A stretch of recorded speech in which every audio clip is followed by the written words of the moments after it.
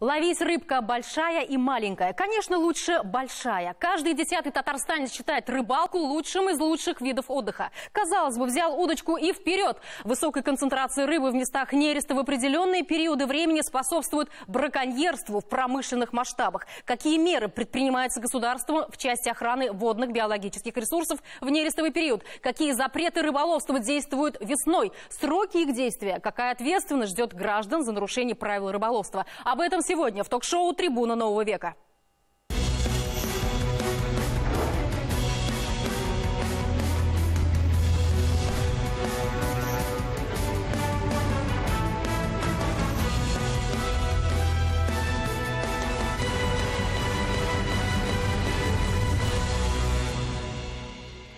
Добрый вечер. С нами сегодня в этой студии главный советник управления президента Республики Татарстан по вопросам антикоррупционной политики Республики Татарстан Юрий Владимирович Корнилов. Добрый вечер. Начальник управления государственного надзора в сфере животного, растительного мира и особо охраняемых природных территорий Государственного комитета по биологическим ресурсам Республики Татарстан Радик Мансурович Мутахаров. Добрый вечер. Заместитель Казанского межрайонного природоохранного прокурора Волжской межрегиональной природоохранной прокуратуры Назим Николаевич Псардия. Добрый вечер. И представитель Совета Федерации рыболовов-любителей Республики Татарстан Нияз Рашидович Ахметов. Здравствуйте. В нашей студии также руководители и ведущие специалисты Министерства экологии и природных ресурсов Республики Татарстан, Татарской природоохранной межрайонной прокуратуры Республики Татарстан, Управление Федеральной службы по надзору в сфере природопользования по Республике Татарстан, МЧС России по Республике Татарстан. С нами ученые, с нами общественники, люди неравнодушные и, конечно же, активные. Уважаемые телезрители, мы работаем в прямом эфире. Телефон студии 570 50 75. Звоните, задавайте вопросы. Мы также принимаем сообщения по электронному адресу, который вы видите сейчас на своих экранах. Также на протяжении всей программы мы будем их транслировать. Подключайтесь. Юрий Владимирович, какие основные проблемы рыболовства вы видите сегодня на сегодняшний день? О чем говорит служба мониторинга? О чем говорят результаты проверок в различных регионах, в различных районах нашей республики? Проблемы вообще есть? Для чего мы сегодня собрались? Проблемы есть. И хотелось бы напомнить нашим телезрителям то, что на территории республики находятся два крупнейших водохранилища. Имеются богатые рыбно-промысловые участки. Но до 2015 года у нас средняя потребляемость речной рыбы на одного человека, проживающего в республике, одна была из самых низких и было чуть выше 10 килограммов на человека в год. Были определенные сигналы о том, что имеется непрозрачность в производстве промышленного вылова рыбы. Поэтому в прошлом году по поручению президента Республики Татарстан была образована комиссия республиканской экспертной группы по противодействию коррупции, которая должна была провести мониторинг проблем в данной сфере. Мониторинг показал, что на тот период времени была непрозрачная квотируемость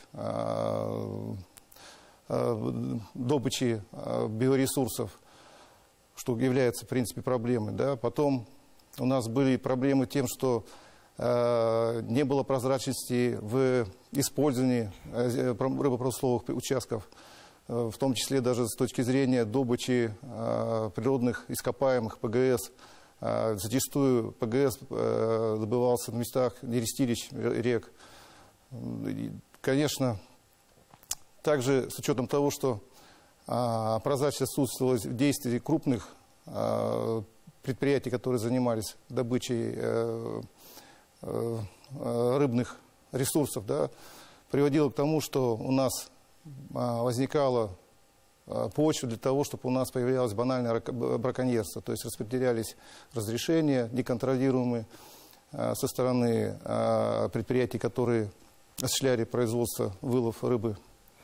Ну, вот такие проблемы приводили к определенным результатам негативным. То есть данные проблемы были обсуждены в прошлом году на комиссии, расширенной комиссии Совета Безопасности. Были даны поручения всем ведомствам, задействованным в этом процессе. И вот на этой передаче мы сейчас должны обсудить. Год прошел, посмотрим, каких достигли результатов. Спасибо. А скажите, пожалуйста, вообще какие-то запреты рыболовства действуют на территории Татарстана? То есть любой человек может взять удочку и удить рыбу в любом месте. Вот мы только что видели видеоматериал, да, где действительно достают люди, общественники достают из сети, удят рыбу совершенно незаконно, в заповедной зоне. То есть какие запреты вообще действуют? Ребят, ну кто скажет? Запреты какие-то есть? Конечно, есть. Конечно, есть. Правила рыболовства – основной документ, который регламентирует отношения в области рыболовства в том или ином регионе. Это, естественно, правила рыболовства. Они каждый год рассматриваются, вносятся поправки, какие-то изменения. Соответственно, на основании этих правил там прописано запрещенное орудие лова, период времени, когда нельзя рыбачить на те или иные снасти, и непосредственно разрешенное орудие лова, какие можно использовать, скажем, в нерестовый период, какие нельзя. Это все очень четко регламентировано. И если человек желает выйти на водоем, он по меньшей мере должен ознакомиться с этими документами, чтобы иметь представление, нарушает он что-то или нет. Какой федеральный закон сегодня регулирует деятельность рыболовов? К сожалению, федерального закона нет, он еще не принят о любительском рыболовстве. Помните, вот прения были такие серьезные, 10-й год, 11-й, когда был небезызвестные митинги. Как раз там и камнем преткновения стал приватизация водоемов. И до сих пор закон о любительском рыболовстве, к сожалению, не принят. А как же 166-й федеральный закон? А это немножко другой. Да, это другой закон. Он регламентирует промышленный лов и отношения на водоеме. То есть нельзя путать. Хорошо. Я хочу добавить, что помимо правил рыболовства и федерального закона о рыболовстве, необходимо добавить, что данная деятельность регулируется также Кодексом Российской Федерации об административных правонарушениях. И также у нас предусмотрена ответственность по Уголовному кодексу, статья 256. Там прописаны все эти действия браконьеров? Действия не прописаны, но они подразумевают ограничения, непосредственно за это ответственность. Спасибо. Радик Мансурович, ваша служба проводит рейды по всей республике. Мы знаем, что ваши сотрудники входят в состав и также экспертных групп, да, вы изучаете все регионы, все районы республики. О чем свидетельствуют результаты этих проверок? То есть вы сами проверяете? Да, в республике вообще создан совет по охране водно-биологических ресурсов, который создан для координации действий всех надзорных органов, в том числе нашего комитета, такие как рыбинспекция, Роспотребнадзор, Росприроднадзор и муниципальных образований, это и образовательные технические инспекции. Созданы рабочие группы, которые с усилиями совместно эффективно работают. Что выявили? Выявили буквально за год с момента создания совета. Рабочие группы выявили, собрали с акватории водных объектов более 6 тысяч сетей. Контролирующим органом составлено на нарушителей более 2000 протоколов. Возбуждено 118 уголовных дел. Кого-нибудь посадили? Или какой был самый большой штраф? Нет, есть и реальные сроки, когда бывает до полугода условно, плюс конфискация, это лодки моторные, которые действительно стоят сейчас определенных денег. Спасибо. Также лишение права заниматься. Но лишение прав это на моторной лодке. Кроме этого, хотел сказать, что проведен аудит всей береговой зоны, выявлены несанкционированные места станы, несанкционированные станы. Их в республике 58. По 14 уже принято решение о сносе. Продолжим сразу после сюжета. Сейчас посмотрим один сюжет, потом вернемся в студию и продолжим. Сейчас куда мы едем и что будем делать? Браконьерские сети искать пойдем. Как думаете, много найдем? О, надеемся, что мало. Загадывать не стоит.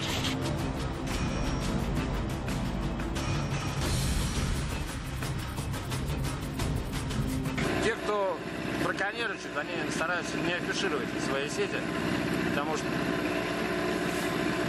не хотят, чтобы их сняли.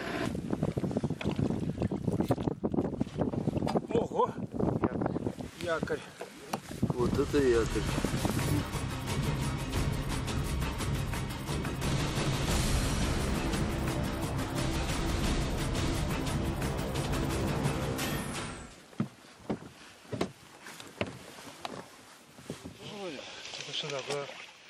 ну, типа якоря. А вот что там, посмотрим сейчас. Опа. И кусок старой сети с еще живым раком. А рака мы сейчас на свободу с чистой совестью.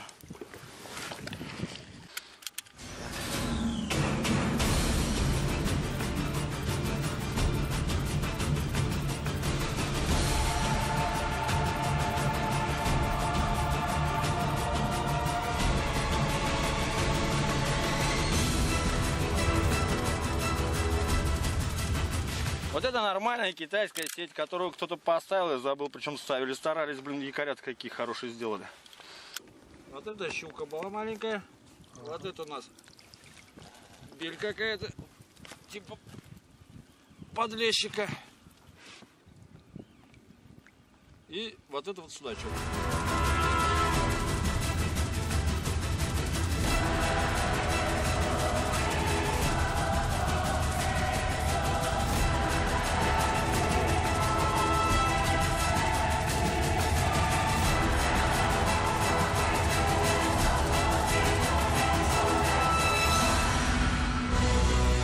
Назим Николаевич, какие районы республики особенно подвержены нарушениям, отмечены нарушениями? Ну, я думаю, нужно 4 района отметить. Это Алексеевский, Чистопольский, Спасский и, наверное, Лаишевский.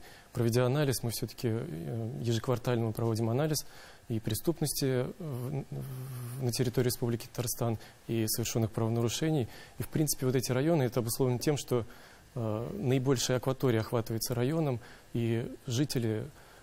не то что браконьерничать, там еще и имеются рыбопромысловые участки в этих районах, очень крупные. Может быть, с этим связано. То есть в том числе и в нерестовый период, так ведь? Или нарушения выявляются и в нерестовый период. Я бы не сказал, что их больше в нерестовый период, но выявляются в том числе в нерестовый.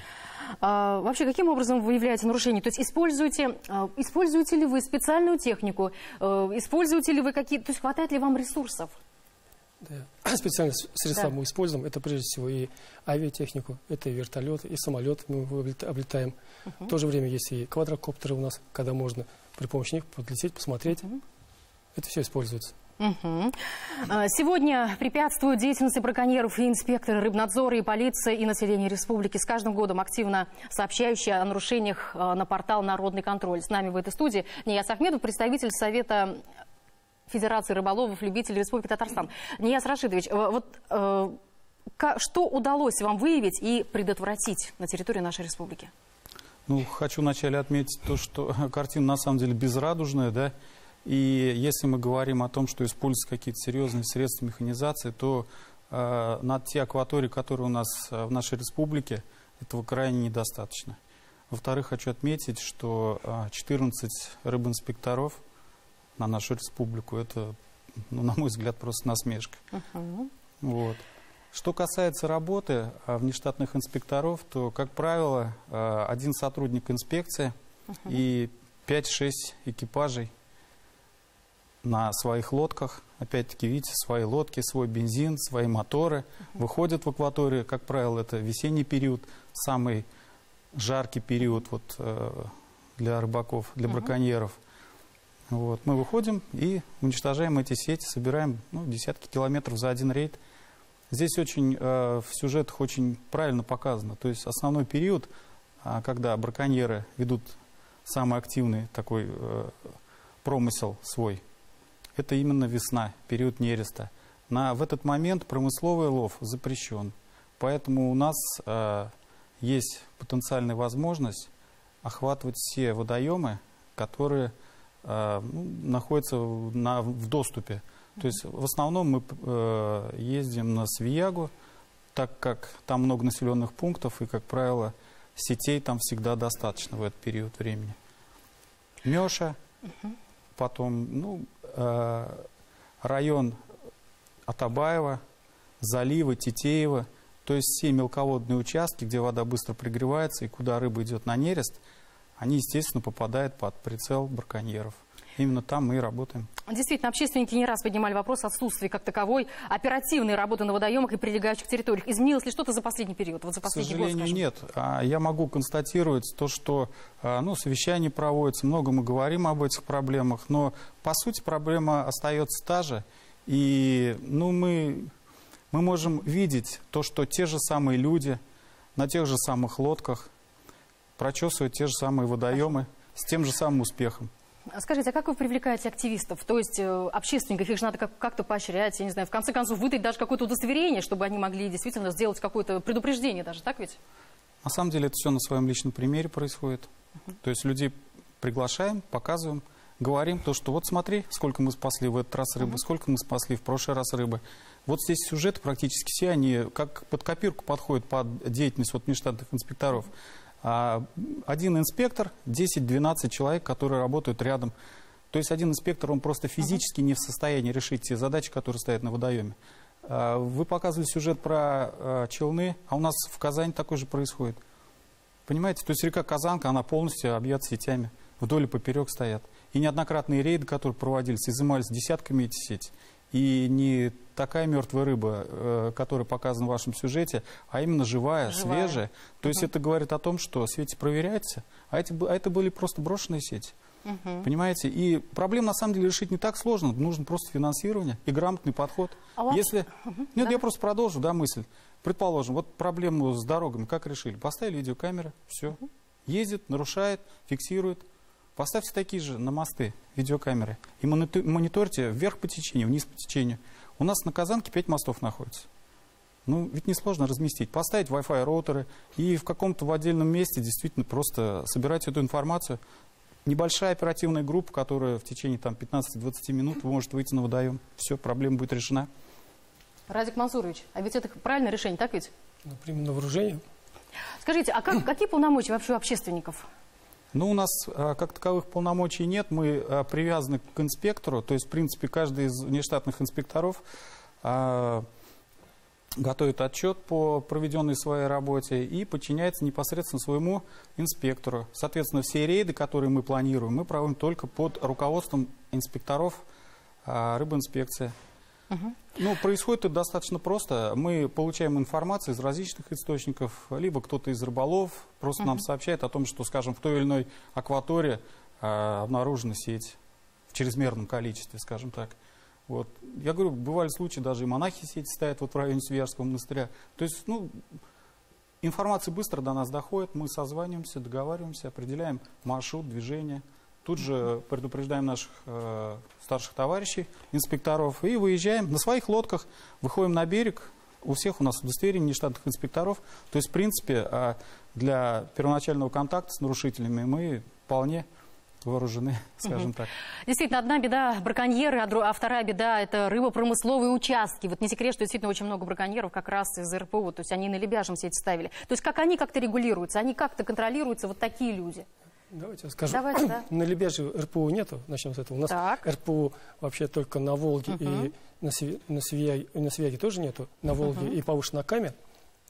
У нас 13 рыболовых участков, 13. Их обслуживает 7 юридических лиц.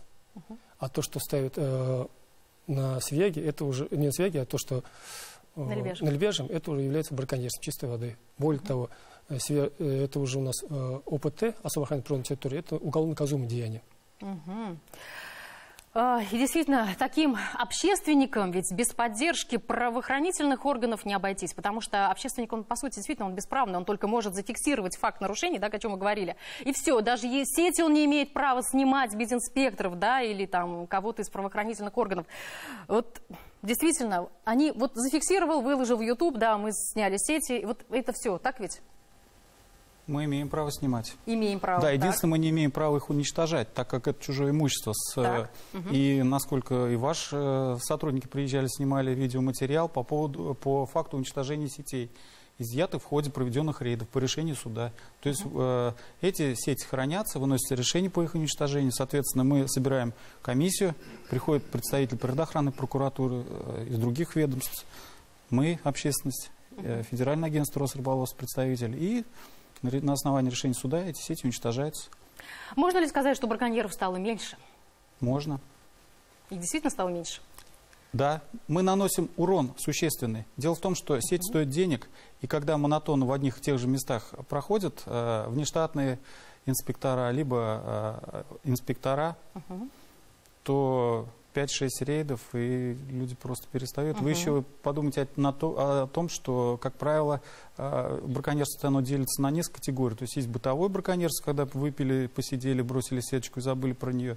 Это не те, кто постоянно этим занимается. А есть те, кто промысловики, так называемый браконьер, которые постоянно находятся на водоеме, постоянно стоят в одном и том же месте сеть.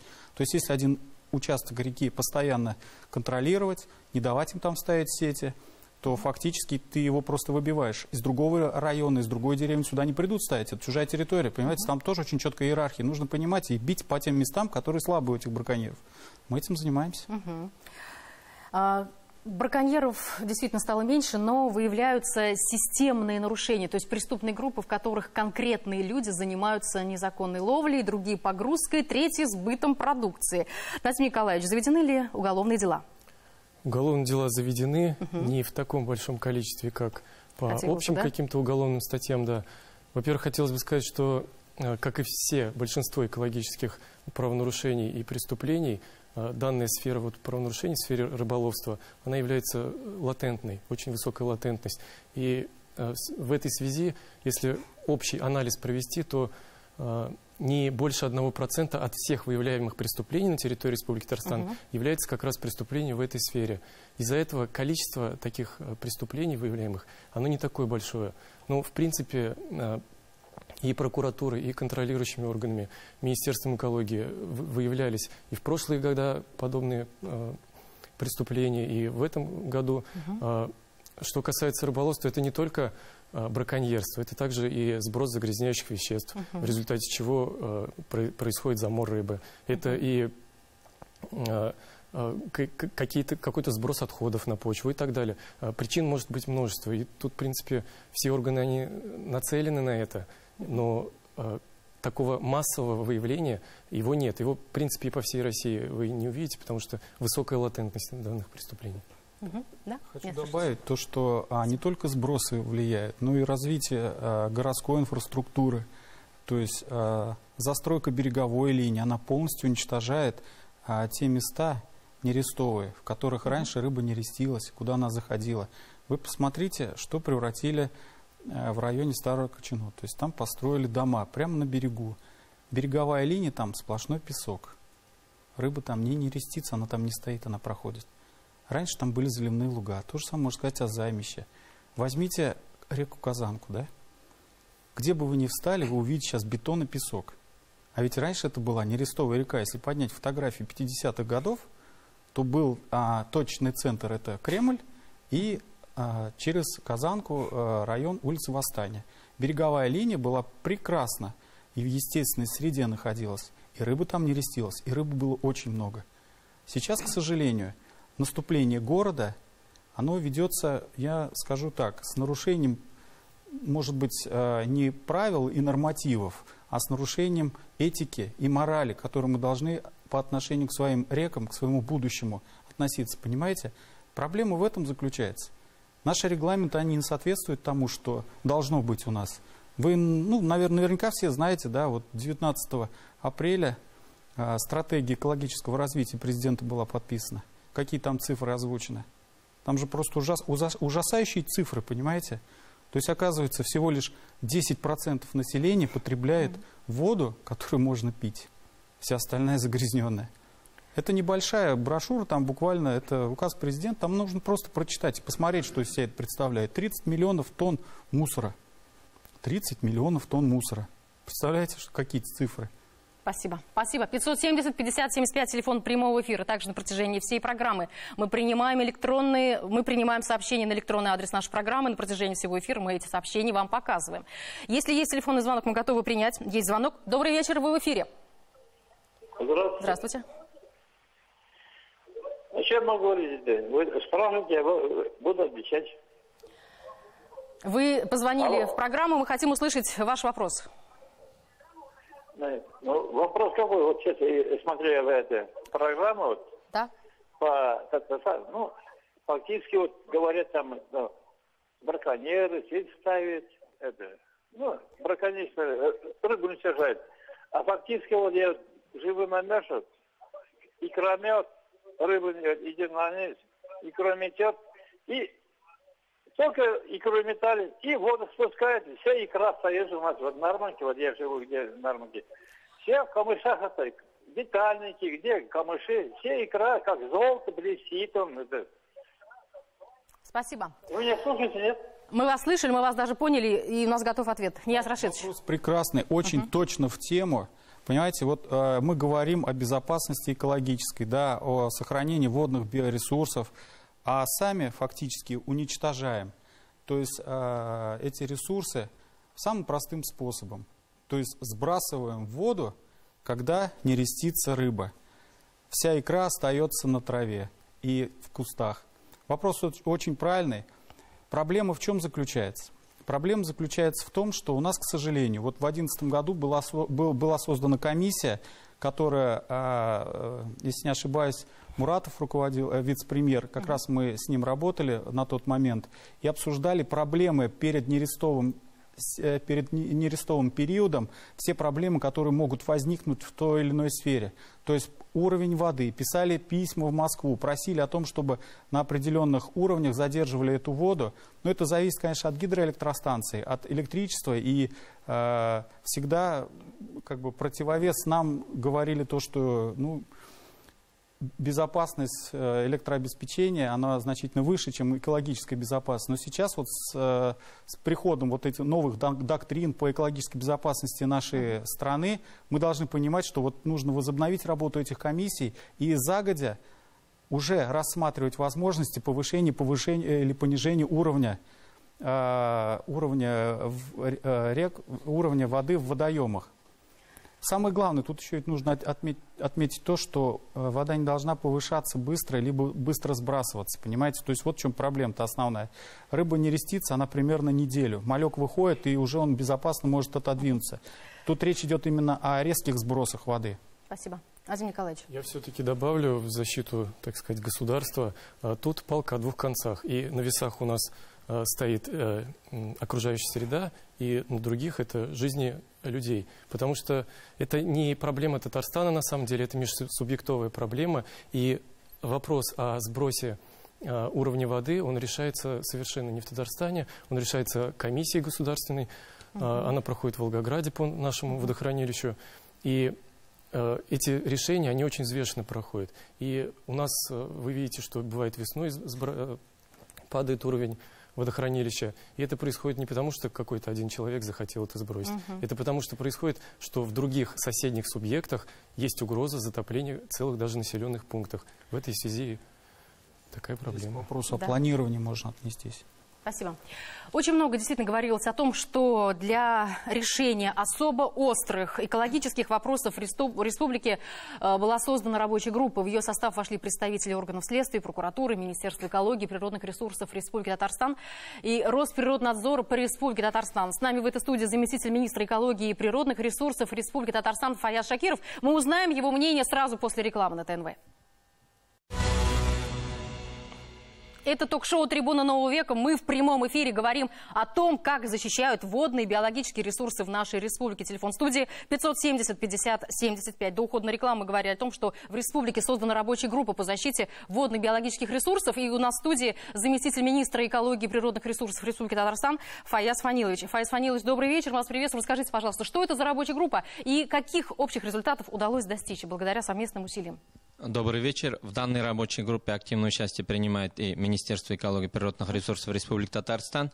Но прежде я хочу отметить, вот коллеги уже подчеркнули, для развития и размножения биологических ресурсов нужно, чтобы наши поверхностные водные объекты соответствовали требуемым нормативам, качествам, предельно допустимой концентрации загрязняющих веществ, чтобы они соответствовали рыбохозяйственным.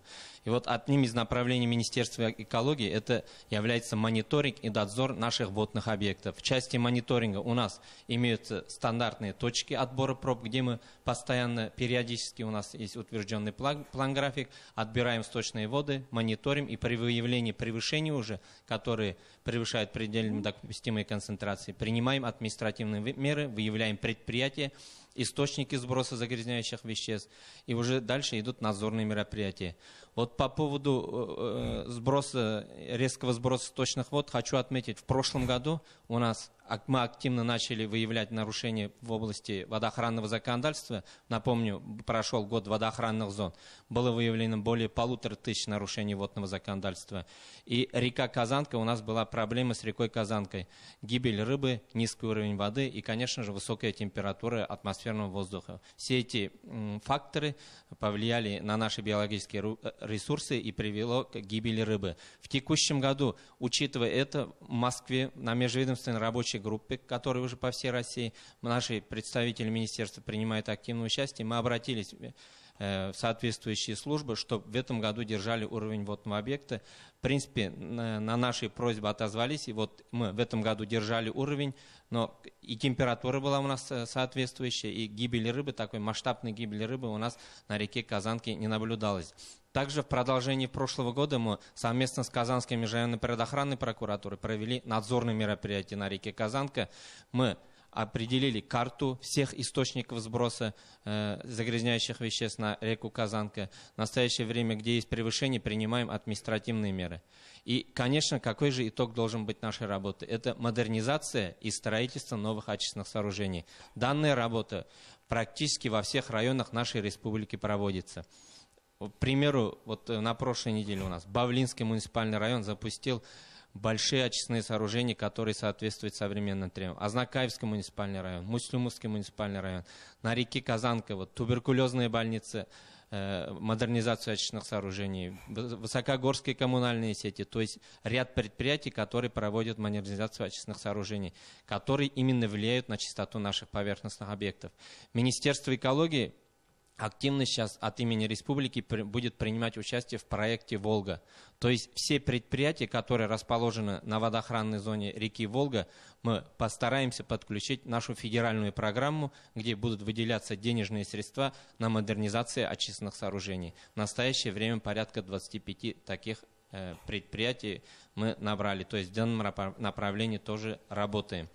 То есть вот если мы потихоньку хотя бы будем двигаться в этом направлении, и модернизация очистных сооружений будет проходить, то есть исключим сброс загрязняющих веществ, мы вот наши водные объекты, на водных объектах наших наведем порядок. Рахмет, спасибо. 570-50-75, телефон прямого эфира. Если есть телефонный звонок, мы готовы принять. Есть, давайте послушаем. Добрый вечер, вы в эфире, слушаем вас. Здравствуйте, Радик Мансурович. У меня к вам вопрос. Меня зовут Елесин Андрей Александрович. Я представитель Совета Федерации ФРЛ от рыбалки. Я уже больше 10 лет катаюсь по водам. Волга, Кама мы катаемся. Что-то мы не видели ваших сотрудников. Вот ни разу не попадались. У вас сколько в штате людей? Спасибо. У нас в каждом муниципальном районе по одному сотруднику, который работает, и плюс общественные инспектора нам помогают. Кроме этого, у нас рейды проводятся совместно с сотрудниками полиции, совместно с нормативной комиссией муниципальных районов тоже с нами участвуют в этих рейдах. Поэтому ближайшие рейды когда будут? То есть когда? Они у нас не то что ближайшие, они у нас постоянно идут рейды. Даже, наверное, в то время, когда мы с вами здесь разговариваем. Где можно ознакомиться, может быть, с плановыми какими-то выездами? То есть на сайте, может быть, что-то есть? И на сайте мы размещаем. И необходимо, если хотите поучаствовать в наших рейдах, давайте... Как узнать? Я хочу поучаствовать. Куда мне идти, куда обращаться? Звоните к нам в комитет, и мы с вами выйдем в рейд. Угу. Спасибо. Весной запрещено или разрешено передвигаться на лодках с мотором? Адресуем этот вопрос представителям МЧС. Регина Адиповна, добрый вечер. Добрый вечер, хайырлы кеш. Яз күні весной с применением ламинных судов, с применением мотора не запрещено выходить на водные объекты. Но хочу заострить внимание на том, что выход должен быть без цели рыболовства. В соответствии с правильным рыболовством, я думаю, что мои уважаемые коллеги с Госкомитета по биологическим ресурсам поддержат информацию, то, что в соответствии с правилами рыболовства на борту судна не должны быть рыболовные снасти, то есть снасти для добычи. Если снасти, это уже нарушение, это уже... То есть основной вывод, выходить на мамер суда не запрещено, но в данный период не должно быть на борту рыболовной снасти, рыболовного оборудования. Запрещено не точно применять транспортные средства для рыболовства. В целях рыболовства. В целях рыболовства запрещено в данный период. Они могут находиться в зачехленном виде и не применяться на рыболовном судне. То есть вы можете преодолеть... То есть снасти могут быть? Ну, конечно, если вы переезжаете с одного места на другое. Вы можете с собой их перевозить? Ну, говорят, что нарушение. Нет, ну, я еще раз напомню, мы представитель Государственной инспекции по маломерным судам, то есть каждое направление работает по своему направлению. В отношении маломерных судов, то есть никакого запрета нет. Это будет нарушение правил рыболовства. Спасибо. Давайте поговорим о реализации свежей рыбы в нерестовый период на рынках и точках розничной торговли нашей республики. Кто вообще контролирует реализацию рыбы, пойманной на реках нашей республики? Ну, Назим Николаевич. Да, у нас управление Роспотребнадзора по Республике Татарстан. Они регулярно проводят рейды в этом направлении. Вот, к сожалению, я, насколько знаю, это единственный орган пока, который действительно такие рейды проводит из государственных органов. Я также в ходе сотрудничества с общественными организациями, я знаю, что общественники также проходят на вот эти самовольные рынки, они пытаются как-то воздействовать. Конечно, прав у них гораздо меньше, чем у Роспотребнадзора, но при этом они воздействуют на продавцов вот этой свежей рыбы, которая в антисанитарийных условиях вообще реализуется. Кроме того, очень на уровне республики поднимался вопрос по небезызвестному рынку в Мамадышском районе, вдоль трассы, который расположен. Казанской природоохранной прокуратуры несколько лет назад выявлялось уголовно наказуемое деяние, когда в продукции, которая реализовывалась, было выявлено превышение в 1000 раз по ряду химических веществ, по микробам. Спасибо. Хотелось бы дополнить, что еще у нас и очень большое внимание во время нереста и путины, операции у нас уделяют еще и органы внутренних дел. Также работают в этот период, во время нереста. Они также проводят обследования торговых точек, рейды по трассам основным оживленным, тоже на незаконную реализацию рыбопродуктов. Спасибо. Речных, я имею в виду, рыбопродуктов. 570-50-75, телефон прямого эфира. У нас есть телефонный звонок. Добрый вечер, вы в эфире. Ага, сорвался у нас телефонный звонок. Вы знаете, наши рыбаки сетуют на нецелевое финансирование существующих программ по сохранению и развитию инфраструктуры рыбопромысловой отрасли в Республике Татарстан. Сколько же действительно средств в действительности выделяется на эту масштабную работу? Радик Мансурович, можно сказать вообще, в чем это не целевое финансирование? Что это подразумевается под этим? Не знаю, в чем вопрос. Дело в том, скорее всего, наверное, даже не к нашему ведомству, это, наверное, Министерство сельского хозяйства, которое непосредственно занимается именно таким рыболовством. Дело в том, что у нас охрана водно-биологических ресурсов, у нас есть программа общая в республике. Это природоохранная программа. Там есть подраздел. Это охрана водно-биологических ресурсов, в котором прописано, какие мероприятия проводятся. Это, прежде всего, очистка водных объектов от брошенных орудий лова. Как вы считаете, Нияз Рашид, в чем нецелевое расходование? Что, может быть, у нас слишком много госслужащих, может быть, у нас слишком много методичек, а все это, по сути, работает недостаточно эффективно? Конечно, недостаточно эффективно, абсолютно.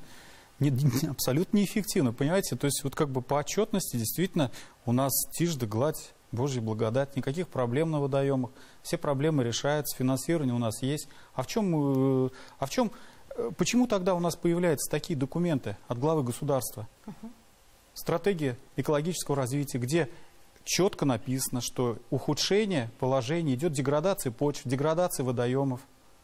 Почему это происходит? Мы же должны понимать, что это не само собой, а именно человек внедряется в эту среду, уничтожая ее. И целевые программы, они не помогают. Природа деградирует. И значит, нужно привлекать больше научную среду, значит, нужно больше работать с людьми, которые в этом разбираются, а не набирать, скажем, коллективы, которые неэффективно работают и неэффективно расходуют средства, скажем так. Ясно. Фаяз Фанильевич, вы как считаете? Я в целом могу сказать по госпрограмме охраны окружающей среды по Республике Татарстан. У нас как из бюджета республики и из федеральных средств на природоохранные мероприятия выделяются финансовые средства. И вот может, ситуация когда-то она была критична, но в настоящее время из года в год данные средства, даже выделяемые из федерального бюджета, они увеличиваются. К примеру, в рамках нашей программы Минэкологии, которую мы привлекаем из федерального бюджета, это ремонт гидротехнических сооружений, строительство новых гидротехнических сооружений. Если в прошлом году было привлечено 20 миллионов рублей, в текущем году уже из федерального бюджета привлечено порядка 130 миллионов рублей. Поэтому в данном направлении суммы привлеченные средства увеличиваются, но, понятно, вопросы все равно они остаются, и программы госпрограммы, федеральный, республиканский бюджет над этим работает, то есть средства выделяются. И хочу еще отметить, что целевое использование этих программ, как и прокуратура, счетная палата, то есть ежеквартальные, ежемесячные и ежегодные проверки же проводятся. Нияз Рашидович, 130 миллионов рублей. Я могу прокомментировать, да. На самом деле, наверное, деньги эти выделяются, наверное, их осваивают. Но проблема в том, что очистные сооружения не понадобятся водоему, если он загнан в бетонную трубу. Понимаете? Если береговая линия уничтожена. Если вокруг песок и камень. Какой смысл вкладывать в это? Мы должны понимать, во что мы вкладываем деньги. Мы должны развивать экологически чистые технологии на берегу реки. Убрать, наконец, эти бетонные в 1,5-метровом расстоянии от береговой линии строения. Вы помните, как спокойно решили вопрос? До смешного. То есть здание построили на берегу реки Казанка, около компрессорного завода, и в нарушении водного кодекса, естественно, то есть там непосредственно на береговой линии. И самое простое решение: засыпали береговую линию, 15 метров, все, вопрос Спасибо. решен. У нас есть телефонный звонок, как раз говорят в тему. Добрый вечер, мы вас слушаем. Ага. Слушаем вас, говорите. Здравствуйте. Здравствуйте. Вас вот беспокоит с Карабаша. У нас водоем Карабашский. Да, договорите. И на нем, короче, вас настроили, и подход к реке этот никак нельзя. Угу. Нет подхода к реке, так? Да, и это... Ну, короче, говорили, что базу откроют, а не открывают. Спасибо. Что 20 метров положено открыть, не открывают. Они открывают. Спасибо. Фаяз Фанилович готов прокомментировать. Карабашское водохранилище – это наш региональный водный объект. Еще раз отмечу, с 2016 года мы там плотную работу начали по сносу объектов, которые вот именно 20 метров должны ограничивать доступ к водному объекту.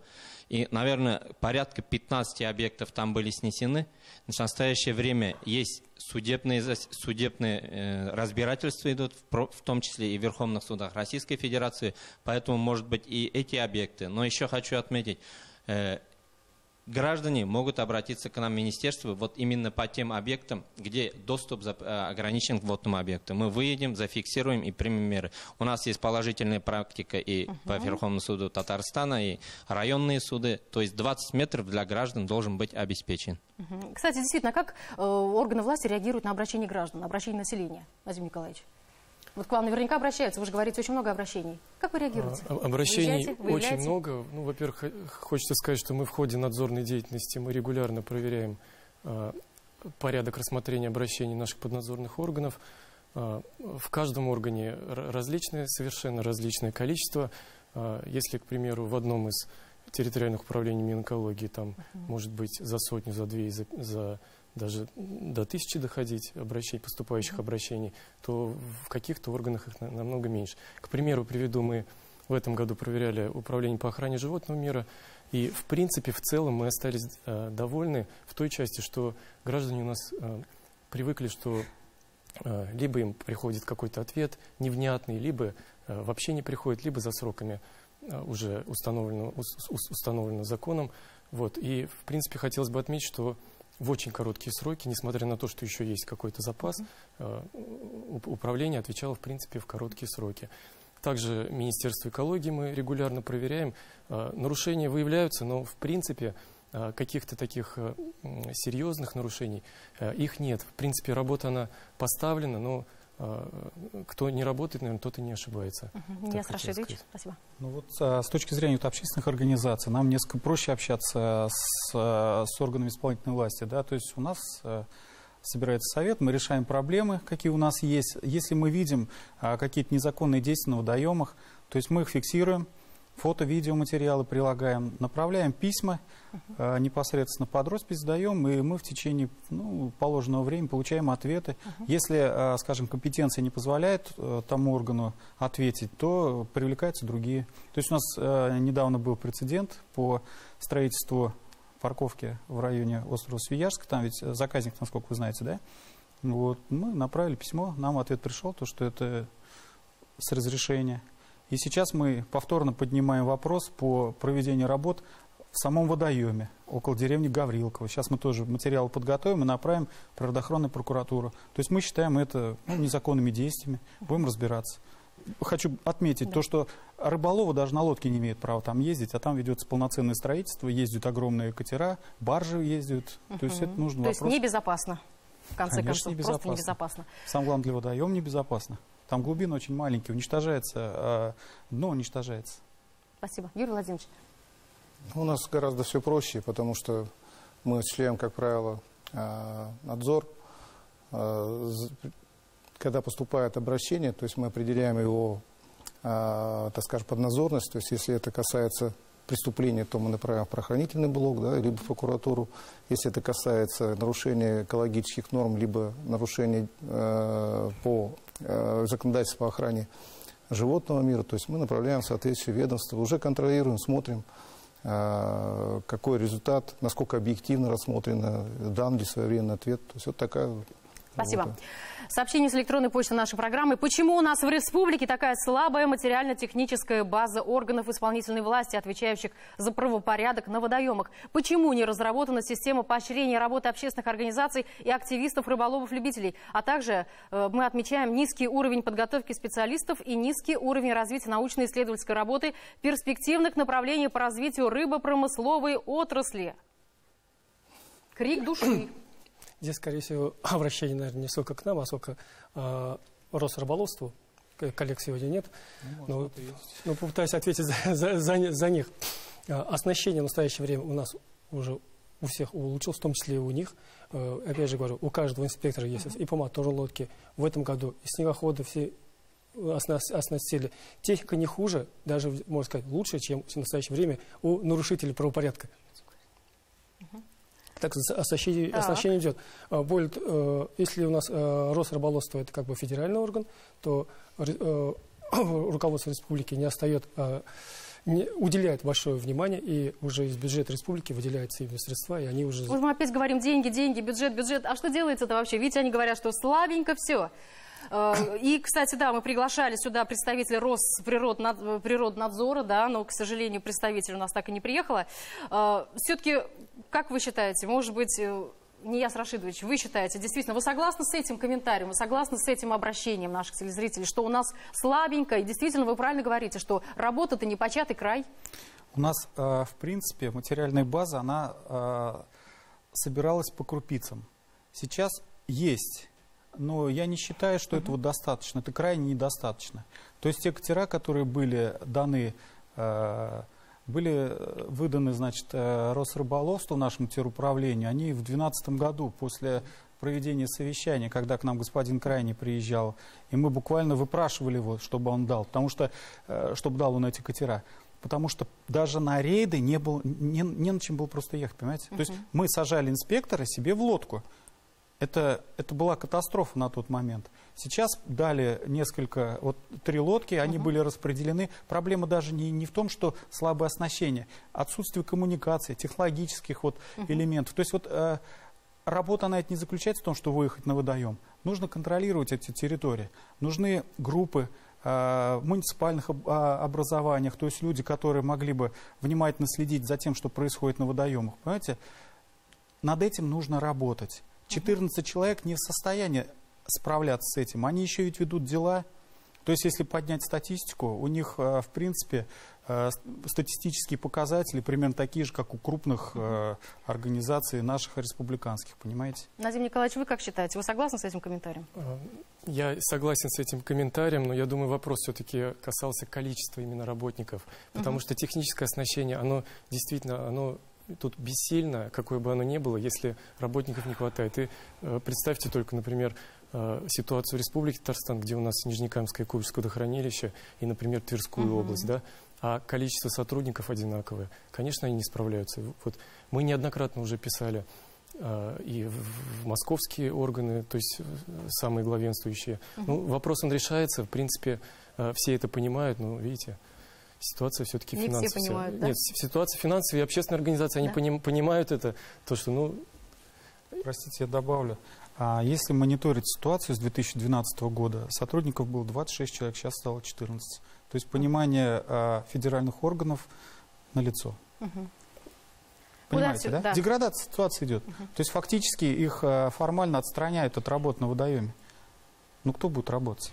Куда обращаться гражданам при обнаружении фактов браконьерства, незаконного слива водоема производственных отходов и сбросе мусора? Куда обращаться? Давайте я поясню, да. Конечно. Вообще хотелось бы сказать, для простых граждан, которые не имеют юридического, может, образования и в этой сфере не работают, любое нарушение, пусть оно будет в сфере отходов, сбросов загрязняющих веществ, выбросов в атмосферу, загрязнения какой-то почвы, недр и так далее. На каждое такое нарушение у нас есть определенный контролирующий, контрольно-надзорный орган. Вот. Конечно, простой человек здесь не может разобраться в всей этой путанице, потому что действительно у нас государственных органов исполнительной власти и мест их множество. Я из-за этого рекомендую хотя бы предварительно позвонить в прокуратуру. Мы всегда поясним, как правильно написать обращение, как правильно среагировать. Оформить. Да, оформить. Можно вообще в общем доступе все контакты, в принципе, имеются. Всегда дадим совет. Спасибо. Фаяз Ванильевич, куда обращаться? У нас с 2016 года в Министерстве работает республиканская общественная экологическая приемная. Это 9 каналов связи. Это самые различные каналы. К примеру, телефон горячей линии 267 68 67. Это самый эффективный метод, где мы оперативно реагируем на все виды нарушений. Это у нас электронная почта eco.signal@tatar.ru. У нас WhatsApp, Telegram система работает, народный контроль, школьный патруль и интернет-приемное правительство Республики Татарстан. И вот через все эти каналы связи к нам можно обратиться. У нас 8 территориальных управлений, то есть мы по всей республике. У нас инспекторов достаточно, я думаю. У нас еще более 200 общественных инспекторов. То есть если к нам граждане будут обращаться оперативно, мы будем пересекать нарушения оперативно. Спасибо. Радик Мансурович. У нас с прошлого года заработал народный контроль именно в этой области, именно в охране водно-биологических ресурсов. Все, кто неравнодушен к данной проблеме, могут обратиться через портал госуслуг. Спасибо. Хотелось бы добавить, вот к этому как раз, я тоже хотел озвучить этот ресурс, но как раз вот буквально готовясь к этой передаче, промониторил народный контроль. У нас за 9 месяцев всего лишь 27.